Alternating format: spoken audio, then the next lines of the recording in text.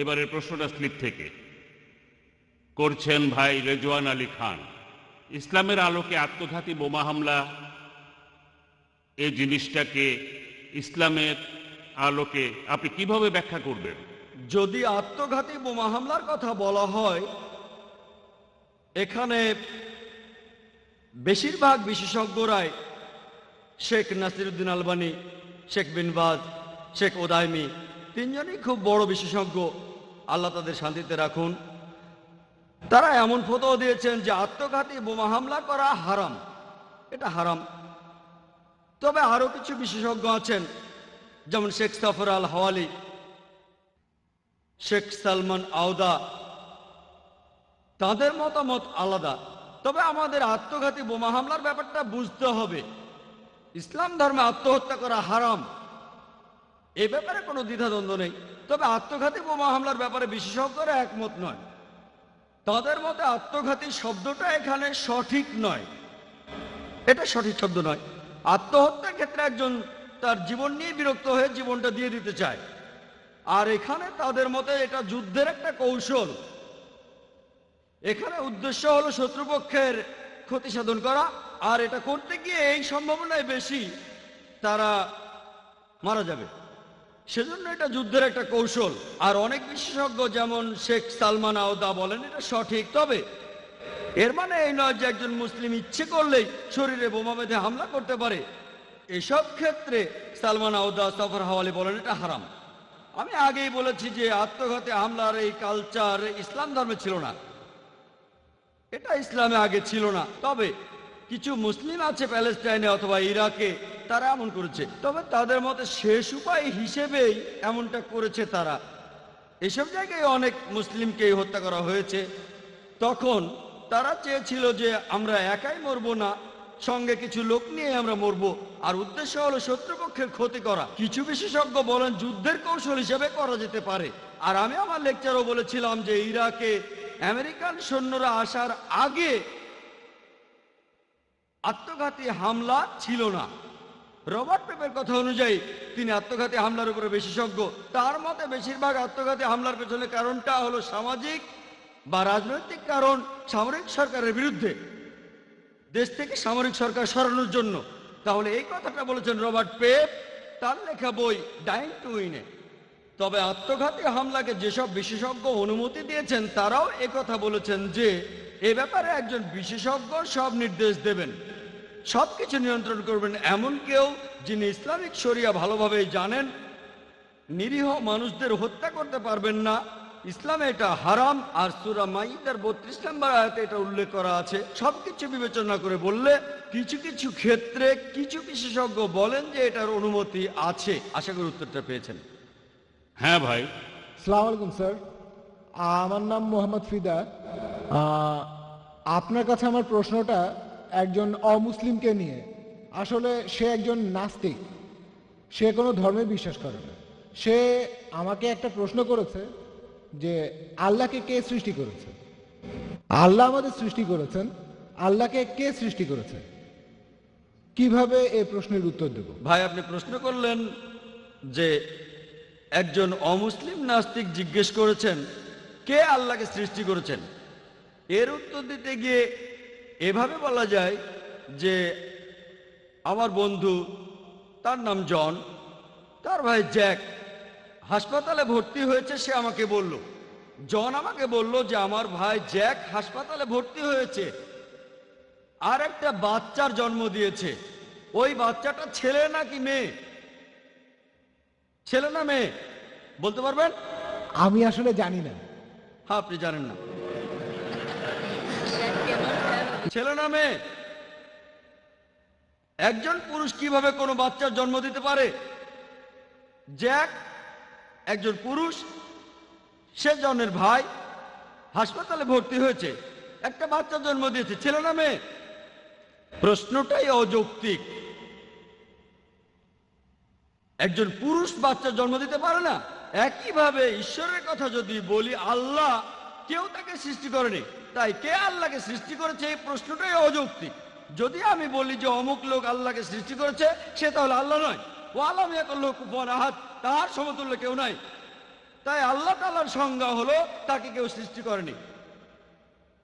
তাই কে আল্লাহকে সৃষ্টি করেছে এই প্রশ্নটাই অযৌক্তিক। যখনই আল্লাহকে সৃষ্টি করার কথা বলছি সে তখন আর আল্লাহ হবে না। আল্লাহ তাআলাকে কেউ সৃষ্টি করেনি, তিনি এই বিশ্বজগৎ সৃষ্টি করেছেন, আমরা তার উপর নির্ভরশীল, তিনি কোনো কিছুর উপর নির্ভর করেন না। এখন একজন নাস্তিককে কিভাবে বোঝাবেন? আপনি আমার ভিডিও ক্যাসেট দেখতে পারেন, is the Quran God's word, এই প্রশ্নের উত্তরটা পাবেন। এছাড়াও জানবেন কিভাবে একজন নাস্তিককে বোঝাতে হবে। এই ভিডিওটা থেকে আপনি বিস্তারিত জানতে পারবেন একজন নাস্তিককে কিভাবে বোঝাবেন। এবারের প্রশ্ন স্লিপে এখনকার মিডিয়া 11ই সেপ্টেম্বর নিয়ে মুসলিমদের বিরুদ্ধে কি কোনো ভূমিকা পালন করেছে? ভাই প্রশ্ন করেছেন এখনকার মিডিয়া 11ই সেপ্টেম্বর নিয়ে মুসলিমদের বিরুদ্ধে কোনো ভূমিকা পালন করছে কিনা। এটা গোপনীয় কিছু না। মিডিয়া আমাদের বলছে যে আনুমানিক 13 জন আরব দেশীয় লোক তারা একটা প্লেন নিয়ে ওয়ার্ল্ড ট্রেড সেন্টার ক্র্যাশ করেছিল। এটা কিভাবে জানলো? তারা সেখানে একটা পাসপোর্ট পেয়েছিল। চিন্তা করেন, 2000 ডিগ্রির তাপমাত্রা। কৌতুক করে বলা হয়েছিল যে এখন থেকে আমেরিকার সৈন্যদের ইউনিফর্ম বানানো হবে সেই পাসপোর্ট দিয়ে। সব পুড়ে গেল, শুধু পাসপোর্টটাই থেকে গেল। খবরে বলা হলো এই মুসলিম আরবরা তারা সেই প্লেনে ওঠার আগের দিন মদের দোকানে গিয়ে মদ খেয়েছিল। চিন্তা করেন, তারা পরের দিনই মারা যাবে, তারা সবাই সে কথা জানে, আর তারা মদের দোকানে গেল মুসলিম হওয়ার পরও। তারা এইসব ইনফরমেশন কোত্থেকে পায়? এটা পরিষ্কারভাবে অপবাদ দেয়া। এটা কে করেছে? ওসামা বিন লাদেন করেছে। চিন্তা করেন, সিআইএ তারা বছরে কয়েকশো কোটি ডলার খরচ করে, পেন্টাগনের উপরে একটা পাখিও নজরদারি ছাড়া ওড়ে না। সেখানে একটা পাখিও নজরদারি ছাড়া ওড়ে না, আর একটা প্লেন এসে সোজা পেন্টাগনে ক্র্যাশ করলো। এরপরে অনেকগুলো থিওরি বলা হয়েছে। এগুলোকে থিওরি বলছি কারণ এগুলো প্রমাণিত নয়। তাহলে কিভাবে হয়েছে? বিশেষজ্ঞরা পরে পেন্টাগনে পরীক্ষা করে বলেছেন এই বিস্ফোরণটা কোনো এরোপ্লেনের পক্ষে করা সম্ভব না। এইসব খবরের উদ্দেশ্য ছিল মুসলিমদের নামে অপবাদ দেয়া। মিডিয়া ইসলামের বিরুদ্ধে এইসব প্রচার করছে। আর এছাড়াও কয়েকটা থিওরি এমন বলছে এই কাজটা ভেতরের কেউ করেছে। যেভাবে ওয়ার্ল্ড ট্রেড সেন্টার ভেঙে পড়েছে সেটা প্লেনের আঘাতে হতে পারে না, ভেতর থেকে কেউ করেছে, আল্লাহ জানেন। তবে যাই ঘটুক, তারা ইসলামকে যতই আক্রমণ করুক, মাকারুম মাকার আল্লাহ ওয়াল্লাহু খায়রুল মাকিরিন, তারা চক্রান্ত করেছিল, আল্লাহ কৌশল করেছিলেন, নিশ্চয়ই আল্লাহ কৌশলীদের শ্রেষ্ঠ। আলহামদুলিল্লাহ, এত কিছু সত্ত্বেও মিডিয়া ইসলামকে আক্রমণ করেছে, তারপরও পৃথিবীতে ইসলাম ধর্মের প্রসার এখনো সবচেয়ে বেশি, এমনকি আমেরিকা আর ইউরোপেও। আসসালামু আলাইকুম, আমার নাম ডাক্তার খান। আপনার কাছে আমার প্রশ্ন হলো, ইসলাম ধর্ম প্রচারের উদ্দেশ্যে মহিলারা কি মিডিয়ার সামনে আসতে পারবেন? অনেক মুসলিম বিশেষজ্ঞই মহিলাদের অডিও রেকর্ড করার অনুমতি দেন না, কারণ সেক্ষেত্রে অন্য পুরুষেরা আমাদের কণ্ঠ শুনে ফেলবে। এটার কি অনুমতি আছে? আর থাকলে সেটা কিভাবে বোঝাবো? ধন্যবাদ। বোন, আপনি প্রশ্ন করলেন যে আপনারা মুসলিম নারীরা মিডিয়ার সামনে আসতে পারবেন কি না সত্য প্রচারের জন্য বা ইসলামী শত্রুদের সাথে লড়াই করতে। আর কিছু বিশেষজ্ঞ এমন ফতোয়া দিয়েছেন যে এটা হারাম। এখানে কিছু ব্যাপার অবশ্যই হালাল। আপনি আর্টিকেল লিখতে পারেন, যেটাকে কোনো বিশেষজ্ঞই হারাম বলবেন না। আপনি আর্টিকেল লিখতে পারেন হয়তো খবরের কাগজে অথবা ইন্টারনেটে। কিছু কিছু ক্ষেত্রে অবশ্যই অংশ নিতে পারেন, প্রিন্ট মিডিয়ায় অংশ নিতে পারেন।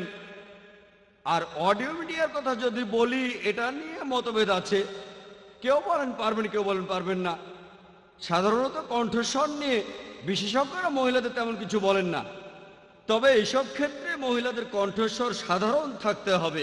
অডিও মিডিয়ার ক্ষেত্রে খেয়াল রাখবেন আপনার কণ্ঠস্বর যেন খুব বেশি ওঠানামা না করে, সে সময় খুব বেশি হাসাহাসিও করবেন না। বেশিরভাগ বিশেষজ্ঞ এমন ক্ষেত্রে অনুমতি দেন। এবার টেলিভিশনের সামনে আসা নিয়ে বলি, এখানেও বিশেষজ্ঞদের মধ্যে মতভেদ আছে যে বেশিরভাগ বিশেষজ্ঞই বলেন যে মহিলারা টেলিভিশনের সামনে আসতে পারবে না। অনেক বিশেষজ্ঞ বলেন যে মহিলারা যদি হিজাব পালন করে, যদি নিজের শরীর পুরোপুরি ঢেকে রাখে, শুধু মুখমণ্ডল আর কবজি পর্যন্ত হাত খোলা রাখে এবং কণ্ঠস্বরে যদি উত্তেজক কিছু না থাকে আর যদি শরিয়ার অন্য নিয়মগুলো মানে, তাকে অনুমতি দেওয়া যেতে পারে।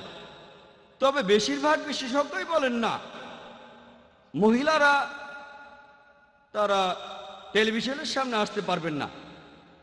কারণ পবিত্র কোরআনে সূরা নূরের 30 নম্বর আয়াতে উল্লেখ করা হয়েছে, মুমিনদের বলো তারা যেন দৃষ্টি সংযত আর লজ্জাস্থানের হেফাজত করে। এই আয়াতটার বেশ কিছু হাদিস নিয়ে বিশেষজ্ঞদের মধ্যে মতভেদ আছে। তবে এই গত বছরে একজন বিখ্যাত সালাদ বিশেষজ্ঞ যেমন শেখ নাসির আল আওয়াদ, আমি সৌদি আরবে এটা শুনেছিলাম, তিনিও এটার অনুমতি দিয়েছেন যে মহিলারা যদি ঠিকমতো পোশাক পরে, যদি তার মুখে নেকাব নাও থাকে, কারণ নেকাব দেওয়াটা ফরজ না, যদিও অনেকে বলে ফরজ, তবে শেখ নাসির আলবানির মতো কয়েকজনের মতে নেকাব যেটা দিয়ে মুখ ঢাকে এটা ইসলামে ফরজ না। তবে এখন অনেক বিশেষজ্ঞ, বেশিরভাগই না, তারা অল্প কয়েকজন, সংখ্যায় হয়তো বেশি কিন্তু পার্সেন্টেজ অনেক কম, এমন কিছু বিশেষজ্ঞ ফতোয়া দিয়েছেন যেমন সৌদি আরবের নাসির আল আওয়াদ, যে মিডিয়ার গুরুত্বের কারণে আমরা মহিলাদের টিভিতে আসার অনুমতি দিতে পারি। কিন্তু এমনকি আজকেও এ নিয়ে মতভেদ আছে। এখনো বেশিরভাগ বিশেষজ্ঞই বলেন যে মহিলারা টিভির সামনে আসবেন না, কারণ সেটা কোরআনের বিরুদ্ধে যাবে। সূরা নূরের 30 নম্বর আয়াতে উল্লেখ করা হয়েছে যে পুরুষরা তাদের দৃষ্টি সংযত করবে, মহিলাদের যদি টিভিতে দেখানো হয় সেখানে অন্য পুরুষরা তাদের দেখতে পাবে, এজন্য মহিলাদের অনুমতি নেই। এ ব্যাপারে অনেক মতভেদ আছে, তবু আপনি আপনার পছন্দের মতো একটা বেছে নিতে পারেন। আশা করি উত্তরটা পেয়েছেন। اقرأ وخيّا